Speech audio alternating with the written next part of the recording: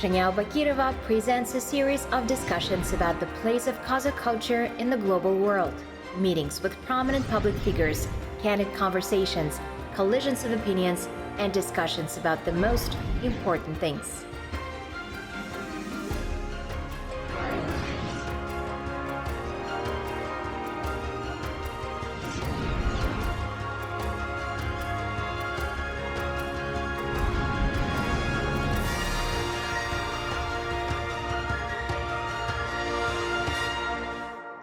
Hello, dear friends. Today, the guest of our program is the famous Irina Lebsak. Hello, Irina. Hey there. I invited Irina Lebsak to my program because she's an extremely talented person. She's an actress with extensive experience. She's the pride of the Lermontov Theatre. In addition, she fascinates me with her sense of humor, the way she writes, and the way how subtly and unobtrusively she's engaged in educational work. I think that all the questions that I would like to ask you certainly cannot be included in one program. Okay. But let's get started anyway. Maybe you want to start? Talk about something you want to tell us about the theater? Well, theater, as you probably know, our theatrical season is in full swing. It's very challenging, though, due to the situation that has developed in the world and in our country in particular. But nevertheless, our theater is alive. It functions, and we all try to overcome all the difficulties, and it's a great happiness. I was at one of your performances and I couldn't help but notice the ideal atmosphere in the theater. Of course, people were sitting separately, so there were fewer spectators than usual, but at the same time I could feel that colossal energy they were emanating, as if the hall was full, you know? I remember that I was very impressed by this. There was some kind of tension, special attention, some kind of sensitivity in the hall, something that people expect during a performance. You know, it was during the pandemic that we realized that a lot of people need theater. They need the spiritual food that they cannot get anywhere else. And it was then when we realized how loved and well treated we are by our viewers. They need us. Yes, and we're loved by them. When we finally opened the doors of our theater so that our spectators could come and watch our performances, it was a triumph of mutual love, mutual adoration, and gratitude. It was an experience that no words can convey. And this is despite the fact that the performance that you watched wasn't a light one, it was not a comedy, and still we all felt it. And when at the end of the performance the spectators, there were not too many of them due to the sanitary standards, so when they stood up and thanked us with their applause, we felt their emotions, their happiness, even though we couldn't see their faces because of masks. Probably it's not a good thing to say, and still, at certain moments, you think it probably was meant to happen, so that we could understand certain things. Who are we? What is our mission? They are my children. They are my family. It is them who I've been thinking about for 26 years. They are the meaning of my life.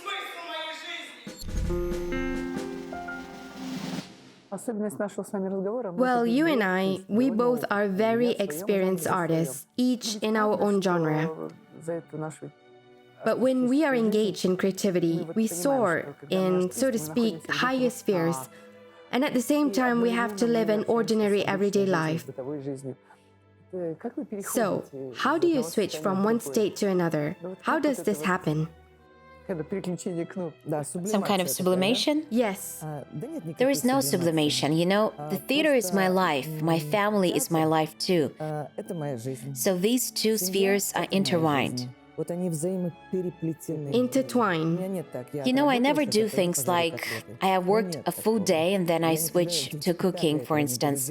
I would never do that before the performance because it messes with my creativity. Not because I'm, you know, the artist, someone who is full of herself when it's time to concentrate. So please, do not approach me. No, I'm an absolutely normal person, and when I communicate at home with my loved ones, they fully understand there are certain nuances to my profession. Whenever I loudly rehearse my lines before the performance, my daughter would always look at me and say the same phrase. The life of an artist's child is hard and never easy. Then she just smiles and moves on. Therefore, I cannot say that there is some kind of on-off switch in me. But I have this ritual. I always want to arrive not just 45 minutes before the performance, as artists are expected. I always want to arrive earlier to the theater. I need to be nourished by its atmosphere, to have some me time in the dressing room without rushing for the makeup, and only then I would go to the stage, crossing myself. I simply can't rush to the theater, hastily change clothes, or put on makeup, put on a wig, and then run to the stage. Someone may be thrilled by this, but not me. You know, while you were answering, I was thinking, what do I feel at such moments? Well, I do have this one thing. On the day of the concert, I say to my husband, whatever I do, whatever you see, no matter how outraged you feel, please be silent and do not talk to me about anything. And he always replies, got it. We had this agreement for a while now, you know? And there's also this interesting thing. 2 to 3 days before the concert, something happens to my brain. I start to lose things, forget about something, and before, I would become nervous every time. I would think, what is it? And then I learned this from one pianist I know. As it turns out, our brain kind of feels that we are preparing for something important. So it deliberately turns off some of its parts in order to accumulate energy for the day of the concert. And now when this happens to me, I think, well, it's okay. It means that my brain is preparing itself. Interesting, huh? I am your interviewee today, but can I ask you one question? Sure, it's a conversation after all. I always wondered, when you play a whole concert, it's always a huge amount of information, right? So can you see the note sheets in your mind while you're playing? No. So what do you see then? I feel like being in some kind of a flow. If I was seeing the note sheets, then they would just flash before my eyes at a terrible speed, especially if it is a virtuoso piece. So I feel like being in some kind of a flow of information. At the same time, I always feel like one part of my brain is liberated. It is responsible for creativity, it uses intuition, it feels. And the other one exercises the most severe control over what I do with my hands. Because no matter how strong an emotion you feel, you cannot swing your hands chaotically because you won't be able to press keys properly. This is a very difficult process. Many people who have received a good musical education do not go on stage and do not play without note sheets. Because for this, you need to have a wild set of qualities. You must be artistic, irrational, very sensitive and subtle, and at the same time have very strong nerves, a mobile psyche, a mathematical mindset, and these are incompatible things. The famous Chernigovskaya used to say, when the pianist plays, some kind of neural fire blazes in his head.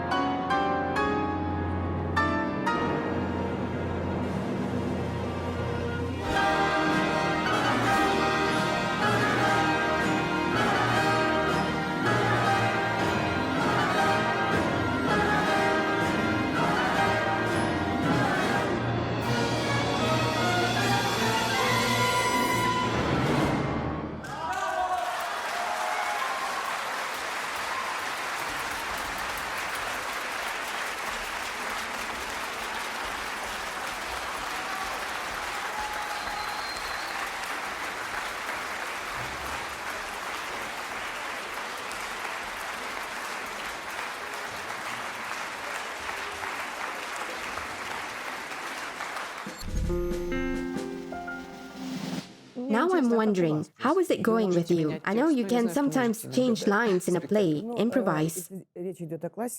If we're talking about the classics, then this is a matter of honor to say the exact lines Chekhov wrote without improvisations. If this is a play with an interlinear translation, and to be honest, this translation is not always good, then when we rehearse, we do not adjust the text for ourselves, but transform it into the correct literary speech. These were the problems I faced when we were working on the autumn sonata. There were some difficulties with translation. And then before we went on stage, we rehearsed each episode many times. We tried one option, then another, then something was removed, something was added. Everything was verified in mise en scène many times. And eventually we were ready to just go through and play by ear. Do you feel isolated on stage, or do you enter into some kind of common state with the audience, your colleagues, and the director?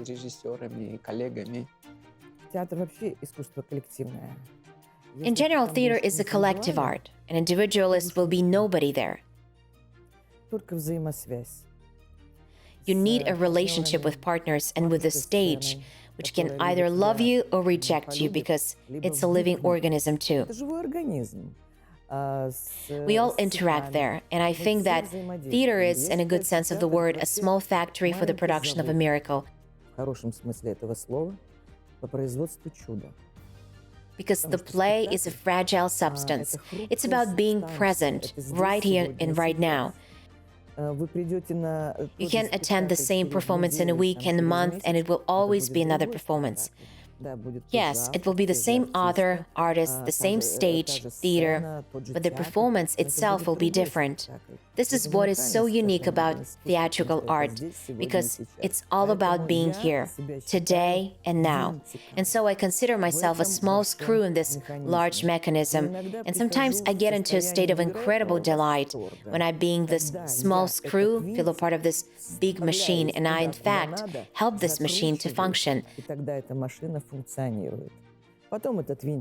Then this screw is unscrewed, it goes home, and then performance, the machine does not function without me. And here I can feel a kind of individuality. Uniqueness. No, uniqueness is too much. And anyway, My small contribution. importance. Courage. Well, courage it is, kids. I will take any risk to seduce von der Laar. Well, Count, here I come to tell you something.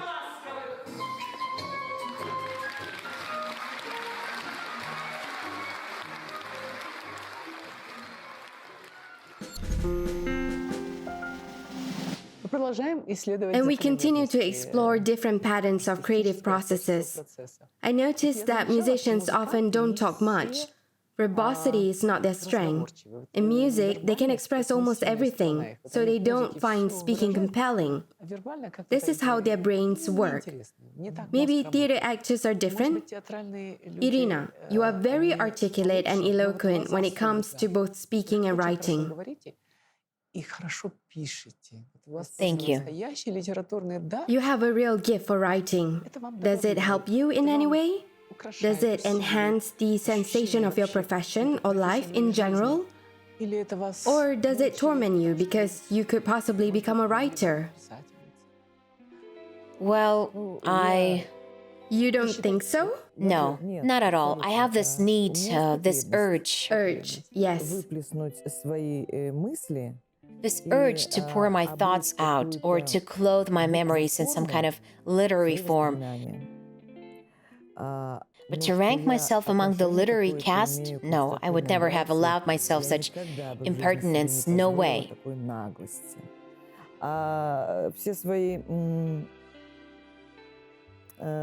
All these writings of mine, I call them Lebsky because I remember once my groupmate made a typo in a graduation performance leaflet. She typed Lebska instead of Lebsak.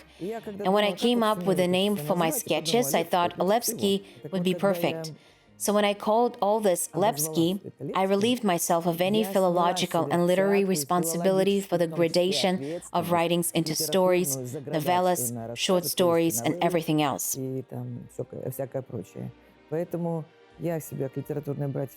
Therefore, I still do not consider myself as a part of the literary club, so to speak. Yes, I can write, but I would never have dared to take this ambitious step in my life, to publish a small book with my face in the cover. But there were some of my close friends who told me, Ira, why not try it? And I thought, really? Well, why not? At the presentation of my book, I referred to the words of the greatest clown of our time, Vyacheslav Polunin, who said that you need to do things that make you tingle inside. Oh, I love that. Yes, I know. Same here. So I can tell you that things that make me tingle inside are my theater, my desire to write Lebsky, and my love for my dear ones, people who are dear to my heart. That's all. That is all that makes me tingle. You see, Irina, recently I realized that the fact that I play the piano is not so important, and the fact that you are a theater actress is also not so important either. What is more significant is the things we bring to people through these expressive means, how we transform the world around us. So I know that you have taught or are teaching at the Jurgenov Academy. I have. Okay, you have taught. I know many people listen to you, look up to you. I remember you once spoke enthusiastically about working with student actors. You also do this Entrakt program where you talk with your colleagues about the theater. So we have something in common, you and I. For us, it is never enough to be experts in our own sphere. We want to share this knowledge, to tell everyone around us how wonderful what we do is. Do you have such a desire? I do, and you have just mentioned Entrakt. This, let's say at first, was just an adventurous idea. I thought that our acting profession is as fleeting as human life, And yes, there was some article about the theater in the newspaper, in a magazine, and some actors feature in those articles. Some never do. Yes. Some are being invited to TV shows, some are never invited. So I thought, okay, I should probably attempt to make a series of episodes. To bridge this big gap. And create an archive of artists who worked in our theater. This was my big ambitious goal, to create a video archive of the Lermontov Theatre. Unfortunately, many artists are gone already. I still feel pain about Valentina Nikolaevna Polushky's refusal. At first she agreed, then she said, oh no, Ira, no, I'm sorry. If she agreed then, we would now have this video, a memory of her. But she passed away. She passed away.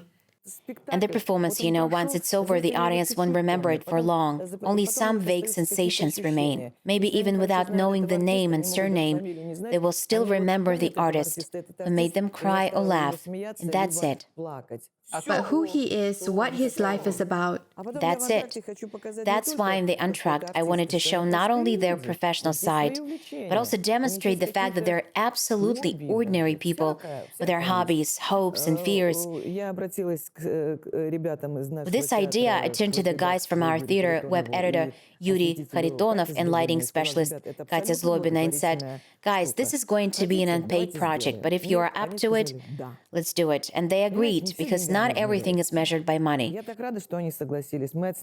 We have already filmed 28 episodes. So far, only 12 were aired. We do editing in our free time, which we don't have much. And I promised myself that I would offer everyone to become a part of this series.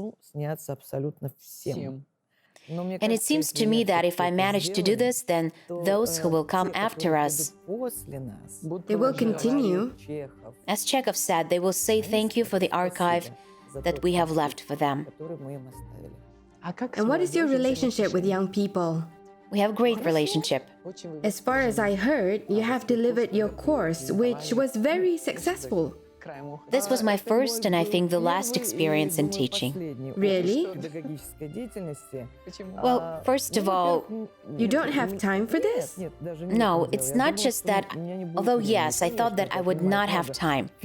Teaching takes a lot of physical and moral energy, but when these small efforts turn into something, When your students' eyes start to shine, when you know against all odds, through all those efforts, sometimes through their resistance even, you manage to achieve things you want, it's great. And then they go on stage and perform, and their performance is the performance of mature artists, same as it was at their graduation performance. But sometimes, I get terribly tired because I feel like I'm performing instead of them. I'm sitting there with the audience and still I feel like I help them to perform. so you are being nervous. Every single time, I come back home completely drained. But when they manage to achieve something, I feel incredibly happy. Now, why I say that this was my last teaching experience? Firstly, I'm greatly upset by the salary at the Jurgenov Academy.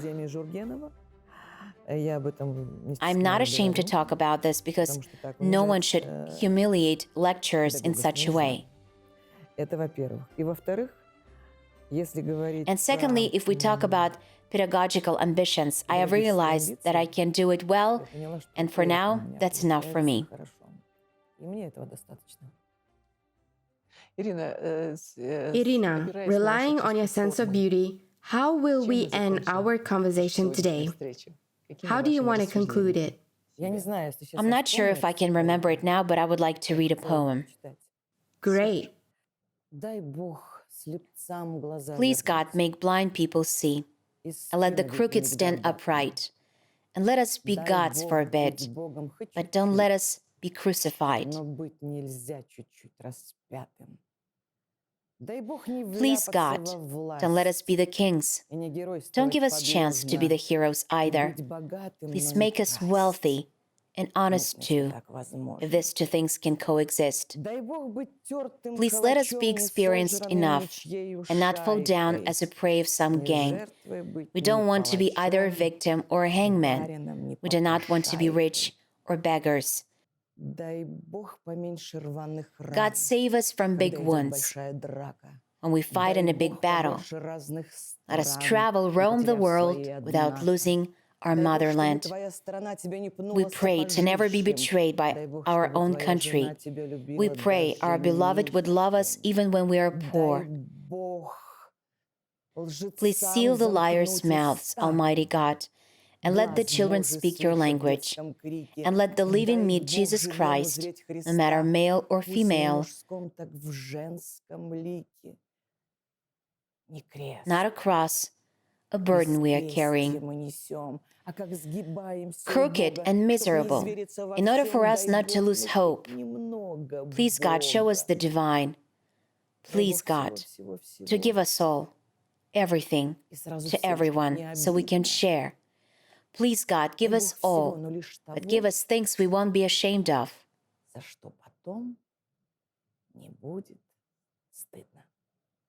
Evgeny Yevtushenko. Evgeny Yevtushenko. Zhenya Yukhyaevna, I'm so grateful. Thank you for having me. Thank you for this deep conversation. Thank you. I think that our conversation is not over yet. We will meet again someday. I'm very hopeful that we will meet again and talk. We will, absolutely.